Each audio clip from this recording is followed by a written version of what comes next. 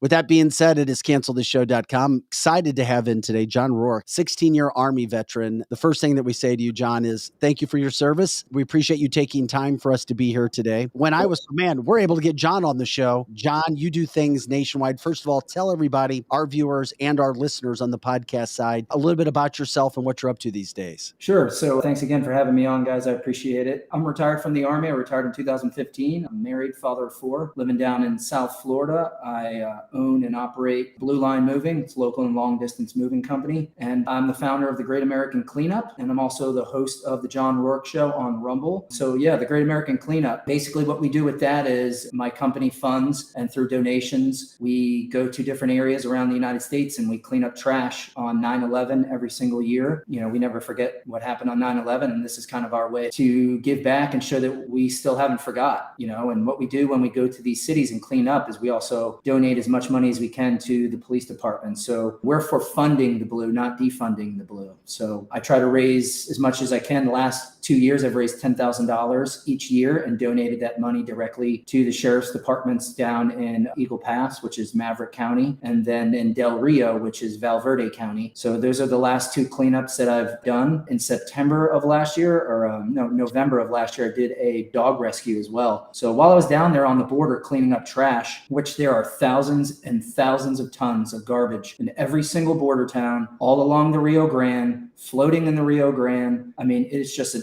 absolute catastrophe, environmental catastrophe, to say the least, down there on the border. But there are thousands and thousands of dogs and cats just running around, just out in the streets. I don't think that you can go to a supermarket, to a gas station without a dog walking up to you in the parking lot, looking for food or looking for something. It's crazy, man. The people are so comfortable coming across the border that they're literally bringing their pets with them. And then once they cross the Rio Grande and they're looking for Border Patrol and they find a Border Patrol agent says, hey, listen, you can't bring that pet into our facilities. You know, you have to let go of the pet. And they're just like, okay, goodbye. And next thing you know, the dogs are having puppies. In their culture, they don't really spade or neuter pets. So when they're bringing them across, they're having puppies. And I'm not joking you. Like, we rescued 40. I saw 1,000 dogs that day that we were rescuing. Wow. All we could get to was 40 that we could, walk up to and, get a leash around their neck. So it's just brutal down there on these border towns. All these politicians and the news and all these people, they all go down to the border to get their shot of the wall or their shot of people crossing, but nobody ever gives back to these towns. Ever. I can't name a single politician that has done anything for Eagle Pass, for Del Rio, for any of these places. They just go down there, they set up their cameras in front of the wall, they make a rah-rah speech. We're going to do this, we're going to do that. Obviously, nothing ever gets done. And then they leave. They're on the first thing smoking out of the Del Rio airport to get back to their lavish lifestyles and their,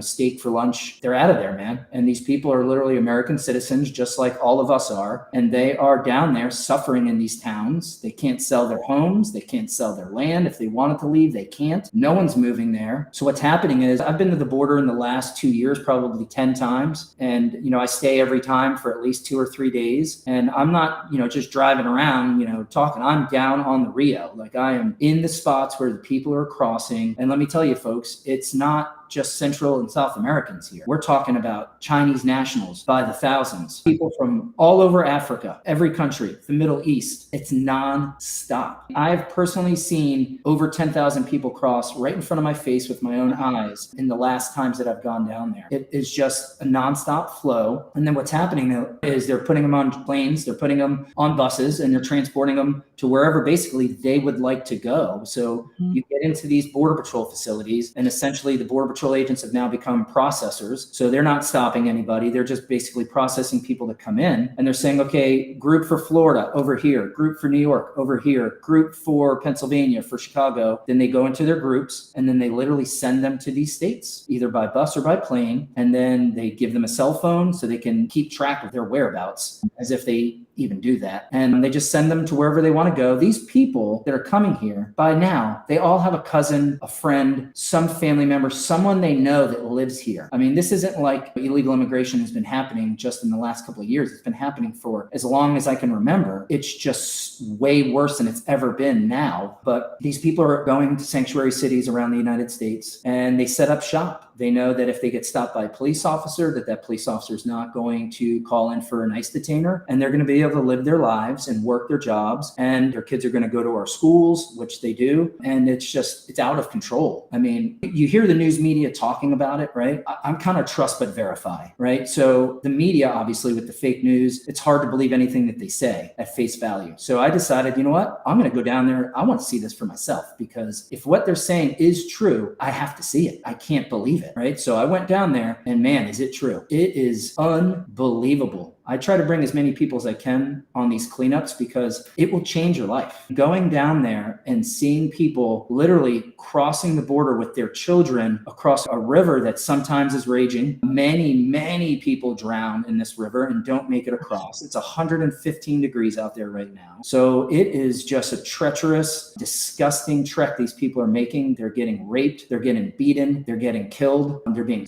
trafficked. This isn't like a nice brisk walk through Central America and into America you go, right? This is a grueling walk. And then, I live in South Florida, so we have hundreds, if not thousands of people washing on shore every year in Florida. I just watched a video where they stole a boat in Bimini, illegal aliens, and stole a boat and drove the boat right into the sand, beached, jumped out, ran across the beach, and then into our communities they go. And that was in Florida, John? Yeah, that was down here in South Florida. I mean, that kind of stuff really happens every day down here. People coming ashore, whether it's Haitians, mostly Haitians and Cubans. I always say this. Could you imagine getting on a raft made out of styrofoam and some wood you found that washed ashore? No. And taping it and shrink wrapping it together? Then you and 10 of your closest friends hop on it and just float across the Atlantic Ocean for 5, 6, 10 days until you run into somebody. Could you imagine doing that? Well, that's how bad it is down there in Cuba. And when we had an opportunity as a government to help those people down there and potentially have an uprising, we couldn't give them the internet that they needed so they could communicate. I mean, people forget about this stuff. And now here we go. We have China building a military base down in Cuba, while we can't even function as a military recruiting wise. We're missing our recruiting goals by 25%, which is what they're telling you. I am still personal friends, good close friends with a lot of recruiters that are on active duty. I just retired in 2015. It wasn't that long ago. So I still have at least a dozen people that I'm good friends with that I've personally recruited with or met, and I talk to them and they tell me what's going on, the real story with what's going on with military recruiting. And from the Army perspective, really, those are people talking to our Army recruiters, and they say it's far worse than what the Army is telling you. Of course.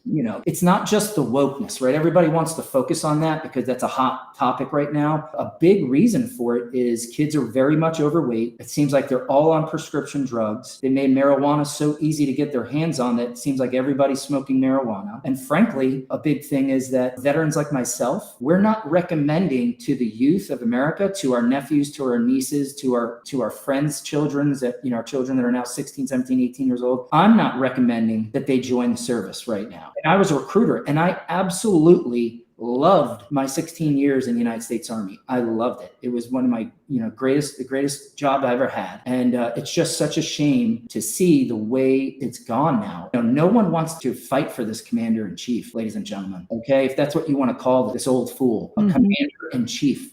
Nobody wants to go into an endless war with Ukraine or Russia or China for this, right? So people are sitting it out. People are waiting. Let's wait 2 more years and see what the Army looks like, and then maybe I'll join. That's kind of what my recommendation is. Let's see if we can get President Trump back in there and straighten this stuff out so we can be proud of our military again, and we can start enlisting people that want to fight, that are focused on the fight for this country and aren't focused on gay pride and transgenderism and drag queens and all these things that literally do nothing for our readiness, do nothing for our country. We fight wars. That is what I trained for I didn't go into the woods for 30 days to figure out what my feelings are on gay pride or transgenderism. I went into the woods for 30 days and slept in a tent in the freezing cold to train to fight a war. We need to focus on that and stop focusing so much on things that literally do not matter. Our military is spending millions of dollars on advertising to try and recruit less than 5% of the people that actually join the military. Think about that. That's awful. We're talking with John Rourke from the Great American Cleanup, former 16-year Army veteran. You're hearing him talk about all the things that there's so much to unpack. John, you're better than advertised. I first became familiar with you a few years ago when you were on Tucker, and you were trying to bring some of these things to life, what's happening around the country and the effort that you're putting into this. You brought up about 20 different topics, just introducing yourself, that are massive, major issues. Sure. The first one one I wanted to jump into, and then we've got you're blowing up our comment line, as I knew you would, because I want to see if there's anything that people can help you with. You bring to light what you're actually doing there, but what do these cleanups consist of? Because you won't see this on local news, maybe down where you are, maybe in Texas on the border when you're making your trips, and you certainly won't see it on national news. What are these cleanups consisting of when you talk about every border town trashed? We're not even talking about the current invasion that's happening. We're talking about the trash that's left behind. Yeah. I mean, and it is significant amount of trash. I mean, we're not talking about a couple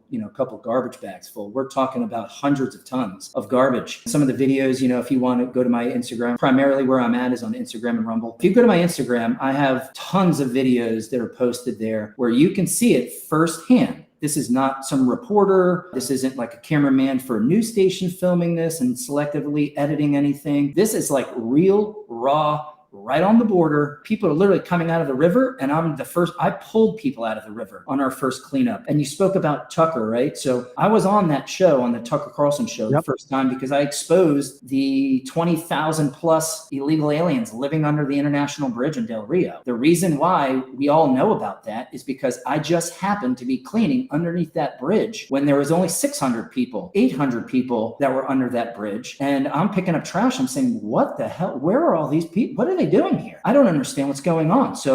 And that was 2 years ago. 2 years ago, we started going live, and next thing you know, it gets around 3 o'clock. Border Patrol comes up and says, "You guys got to leave." So they kicked us out, and at that point, there was probably 6,000 or 7,000 people under this bridge. So they kicked us out because we were exposing it. And we left, and we go back to day one's cleanup site, which was trashed again. And one day there was, we had picked up at least a ton of clothes, and we went back the next day, there was clothes everywhere, which tells you that hundreds of people crossed in literally 24 hours. And when we went back there, Fox News had their drone crew there, and they were getting like some B-roll material of the Rio Grande. And I was like, "Hey guys, I think you're in the wrong spot." And they were just like, "What do you mean?" And I said, "Well, look at this video on my phone." And they go, "Well, where the hell is that at?" And I said, "I don't know, 15 or 20 minutes down the road from here, under the international bridge in Del Rio." They're like, "Get out of here." I said, "Absolutely not." They dropped that drone so quick, man. I'll tell you what, that drone came down.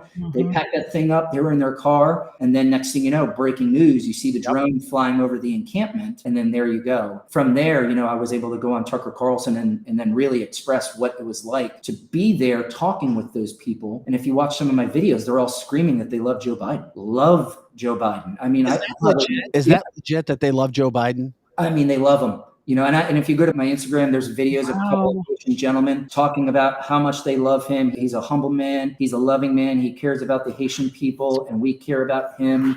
Thank you so much. First, we come to America. Then we get green card. Then we get citizen. That's what the guy says on the video. And that's the impression that the rest of the world that's trying to come here has, that it's very easy to get here. If you come here within a short amount of time, you'll be a citizen here. And this is what these people are under the impression, like they're coming here, and for good reason, because what they think is actually happening. They are coming here, and they are going into our cities, and their kids are in our schools. It is happening. I was an Army recruiter. I used to recruit in high schools all the time. If you're not in your high school as an Army recruiter, you're going to be a bad recruiter. So I'm talking to kids constantly, our youth, right? And I run into so many illegal alien children in our high schools that were interested in joining the military, but they couldn't join because they weren't citizens. And that's when it really started to hit me, was like, wow, man, we complain so much as a society about our education, how bad it is, and how many kids are in each classroom, yet we're allowing illegal aliens children to fill up our classrooms. A lot of them don't speak English. So you have almost non-English speaking children in classrooms with children that speak English. What are the teachers supposed to do in that situation? Like, how does that help any of the children in an already crowded classroom get a better education? It doesn't. John, as you know, we're in the Midwest, and I found out that where we live, they are actually taking some Catholic churches and kicking the Americans out and combining churches, and the Americans can go in one, and they're making an entire Catholic church for non-English speaking people, and they're busing them here in the middle of the night. I've seen the tapes. My friends go to the airport and look, and they're transforming, just as what you were saying, our schools, as well as they're taking our churches even, is what they're doing. Oh, yeah. Yeah. I mean, they're not going to stop. They're trying to take everything. They're taking our schools. They're taking our churches. They're taking, literally, they're taking our communities. They're taking our jobs. They're taking our money. Okay. Like, these people that are coming here need every single thing from the government to live. Yes. Every single thing. They need us to feed them. They need us to clothe them. They need us to shelter them. They need us to educate them. They need us to do every single thing. These people are coming across with medical issues. They're getting pacemakers put in. They're getting dentures put in. They're getting whatever medical treatment that is ailing them when they come across these borders. I've talked to registered nurses in the hospitals in Del Rio. Okay. And this is what they're telling me. Listen, we put a pacemaker in an illegal alien 2 weeks ago. I said, what? We have veterans that are waiting to get pacemaker. Okay. We have veterans who have one tooth in their mouth. Okay. One. Are embarrassed. They can't even go get a job because their teeth are so destroyed and the VA can't fix that. But we have illegal aliens coming into this country getting dentures? You have got to be kidding me. We have people in East Palestine who cannot get a place to live for a significant amount of time till they can figure that mess out. But we are putting illegal aliens in 4- and 5-star accommodations in cities throughout these United States. Yes. What the hell is going on in this freaking country? We're talking with John Rourke from the Great American Cleanup. We've talked about some of the work that he does. Hey, real quick, as I remind people who are jumping in right now, how can people find your Instagram handle and find you on Rumble, your show? Search John J. Rourke on Instagram and the John Rourke Show on Rumble. Every Tuesday and Friday at 7 p.m. I do a live show. Sometimes I have people on, sometimes I don't. You know how it goes. But I can tell you what, you're going to hear a lot of what I'm talking about right now. I talk a lot about the transgender movement, the gay pride movement, how they're infiltrating our communities and our schools and our children's minds. I talk a lot about the border, and I talk a lot about just America as a whole, the military. I mean, what's going on right now is a total transformation of this country, where we have people focusing so much on basically, gay pride, right? Which is all gay is who you choose to have sex with, right? Can you name another thing that makes you gay? Right. No, you're right. But there's nothing else. It's about who you have sex with. Why are we giving them a whole month? Yeah, veterans get 1 day. Right. They get a whole month to talk about who they have sex with. It makes no sense to me. It makes no sense because that is what gay pride is. I'm proud of who I have sex with. Who cares? Who the hell cares? Why do 7-year-olds need to know anything about sex? Right. Period. At all. It's not about pride. It's about sex. No, it is. It's like that, John. When you break things down, they are pretty black and white. We get lost with media messages. We get lost with peer pressure. That's what happens in our society. One of those things that really, like once again, 20 different topics. We're talking about what's happening at the border. You brought up something else I wanted to get into before we move on. Can you please break down when you talk about the military recruiting? Yeah. Because as so many things scare me, I'm very, very concerned about our military. Not only the lack of funding and lack of our money being there for what our troops actually need when we see so much money going to Ukraine, but from the recruiting standpoint, you spoke of obese being one situation. Yes. But what about the situation that made me think about this regarding the commercials that are out there, the woke commercials of not wanting good, strong young men and women, but more concerned with young men and women who want to be woke? Yeah, it's a cancer right now in the military. The vast majority of the military just wants to focus on training and focus. Good. I'm glad to hear that. You know what I mean? They do. But you should definitely be scared about our recruiting and inability to do so.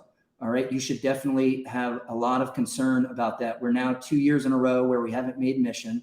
Okay. We go from making mission to not making mission. And what does that mean? Can you break it down for the average civilian person when you say those words? Yeah. So as a recruiter, you have a mission. You have to put in a certain amount of people every month.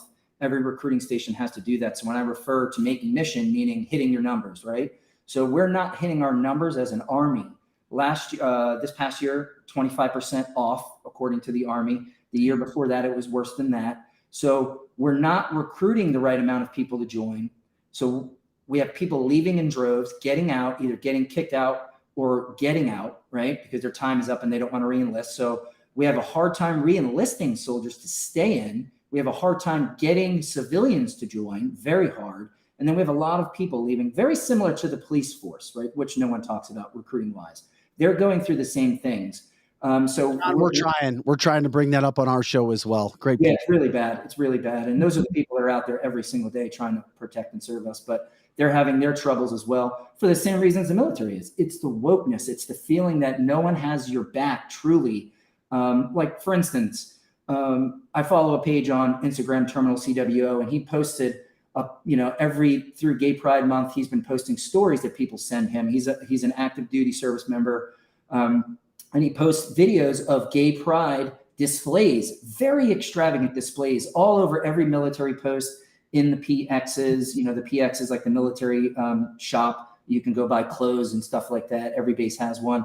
They set up these extravagant gay pride displays where they put lots of money into it and lots of time. And here we are in Men's Mental Health Awareness Month, not a mention about that, where we are in a mental illness catastrophe in the United States Army with PTSD. No one talks about that. No one talks about the fact that service members are killing themselves in droves, highest level ever recorded. Veterans are killing themselves in droves. But yet here we are focusing millions of dollars on gayness, which literally has no real effect on the Army or readiness. But they're taking that money, and instead of focusing it on, I don't know, keeping soldiers alive, how about we start doing that? Can we just focus on keeping our service members breathing air? All right. Can you name another hospital that you are aware of that people go to kill themselves? I'll wait, because I don't know of another hospital. The only one that I know of is the VA. Why is that? Because the VA is worried about gay pride. Oh my. Okay? They're not worried about 22 or 23 service members, veterans, killing themselves every single day. John, is this because of the leadership at the top, where we see a situation with the FBI? Most of the FBI agents that I know and that this show knows throughout the country are good, hardworking men and women who want to do right, who remember what the FBI was founded for.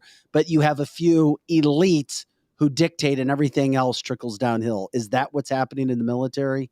It's 100% what's happening in the military. People like Mark Milley, these people that are generals, that are putting these messages down to lower ranking, the lieutenant colonels and the battalion commanders, these people, and pushing these narratives. They're destroying the military from within. It's like a rot that just keeps rotting. Okay, and we're not addressing it. It's the wokeness. It's the drag queen story times.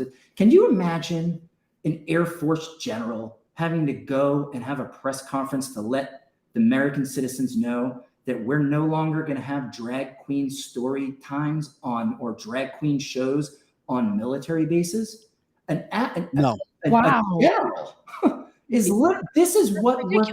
this general is spending time out of his day to address the fact that we're not going to have drag queen anything on military bases. That is where we're at. When we have the Chinese are literally taking over. They're flying balloons across our country. They're setting up military bases 90 miles from the Key West Naval Air Station.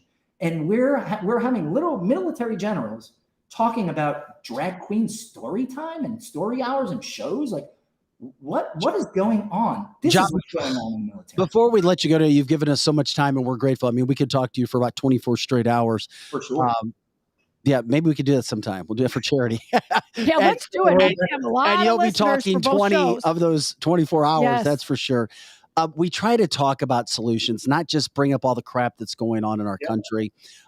You suggested what I felt was a suggestion early on in this conversation, and that was Trump back in office. Can you be more specifically? How do we address some of, you bring up, once again, 20 different issues, the border and our military recruiting. What happens? How do we attack this? Does it all change if Donald Trump's back in office? I think that it does, to be honest with you. And I'm a huge Trump supporter, obviously. I'm close with the First family. I know them personally.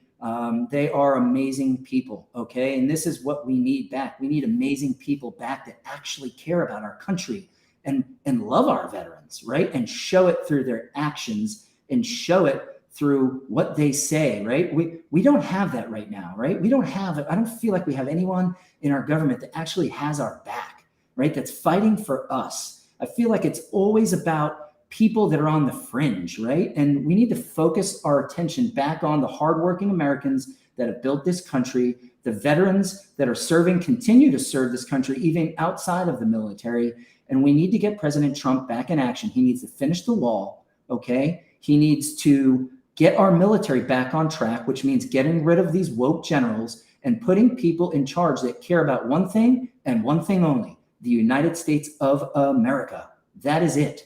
That's what we need to focus on. We don't need to focus on making sure Ukraine's military is ready. We need to focus on making sure our freaking military is ready, okay? Yes. And when President Trump was the president, guess what? Nobody messed with us. No new wars. Do you hear anything about ISIS anymore? Do you see any videos posted of them lowering cages from cranes of people into the ocean or lighting people on fire? Do you see those videos anymore? Because I don't see those videos. No, I don't see them either. Right? And I have all these people in the comments, not on this, but on my post I made a couple of days ago saying, oh, ISIS is not gone. ISIS is not gone.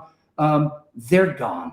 Okay. All right. And you know what I mean? I mean, are they mass murdering people like they were? Sure. Someone can come out and say, oh, I'm ISIS, right? And then they'll say, oh, ISIS is back, right? They are gone. Okay. President Trump walked into North Korea, walked into that country and demanded our service members' remains be returned.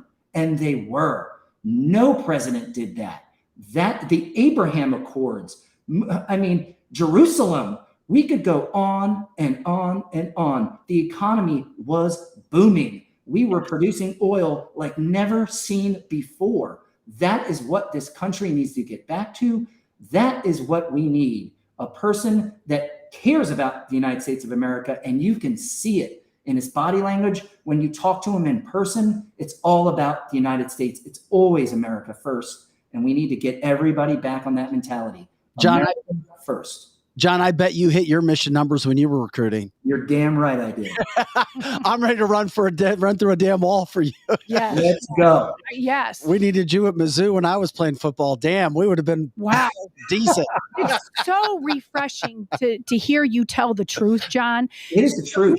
We really try to bring the truth here on this show, and many just keep going back to the woke and keep going back to all of that, and you're bringing the truth, and we really appreciate that. John, before we let you go, hey, where'd you grow up, man? What part of the country are you from? So I'm originally from New York, like every good Floridian is. My dad was a police officer there for 20 years in New York City, and he retired and moved us down to Jupiter, Florida. So I went to elementary and middle school and high school in Jupiter, Florida, and then right out of high school, I joined the Army.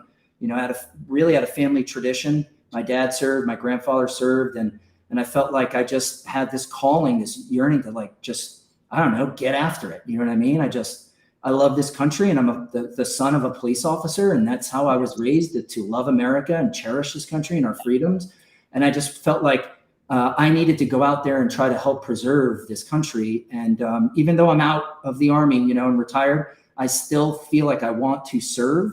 So I feel like serving by cleaning up trash. And, you know, I do more than that. I brought water to East Palestine for President Trump, 9 pallets of water I delivered up there. I did the dog rescue. You know, on the 4th of July, we're taking 15 Purple Heart recipients and veterans out to go free dive with sharks. Damn. That's what I'm all about is trying to continue to give back to this country. I have 4 children, 13 and under, and it's about setting the example for them. So this is what right looks like. And it's important to make sure that people understand what right looks like. What is the right thing to do? Yeah, people lose track of it, don't they? Yeah, they do. One thing It's the commercials, it's the elementary school, it's the colleges, it's Hollywood. Everywhere you look, they're trying to brainwash your children. So you have to be involved in their life more now than ever before, and always showing them this is actually what right looks like. And that's all I'm trying to do. And I think, you know, if more parents do that and take time out of their days and get out of their own bubble and actually see what's going on in the rest of the country, these American citizens just like us, and help them out, we'll be far better of a country because of it. Well, John, as one of our viewers just said, John is the epitome of a true patriot. Love this guy. He speaks the truth. There's no doubt there's a calling on your life, a godly calling in regards to what you're doing for yourself, this country, this family, the border, you name it. I know you're a very sought after man. Please scratch off a little time when we call you back. And our viewers really love you. I love to come on. You name it and I'll be on. on, man, because this is my passion now is Yes.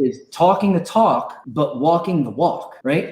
My thing is I want to take action. I'm tired of the talking, right? Like I can go pick up trash. I'm an able-bodied human being. I can go somewhere. That is literally, think about how simple that is to do. Anybody can do this. We're not recreating anything here. Just go somewhere and start picking up garbage and beautify the area. And then maybe other people will join in. It doesn't have to be picking up trash. Do something for other people. If we all do something for other people, we will help this country greatly. That's what I'm trying to do, and I will continue to do it as long as I'm breathing air. Hey, not only are you one of our best guests we've ever had, but damn, whoever does your video, spot on, point. A+. Spot on. Is that you too? It's my wife. She's Yep. What's your Always wife? a great woman behind a great man. What's your wife's name? Erica Rourke. Erica Rourke Photography. She's a photographer, so we're using her camera. Wow. Well, Erica rocks. You tell your wife that best video yet too we've had on the show. I mean, wonderful. Top notch all the way around, my friend. What a power couple you two are. Hey, that's amazing. Hey, thanks again. Thank you to you, John, the Great American Cleanup. Check out his Instagram handle. Can you give that again for people?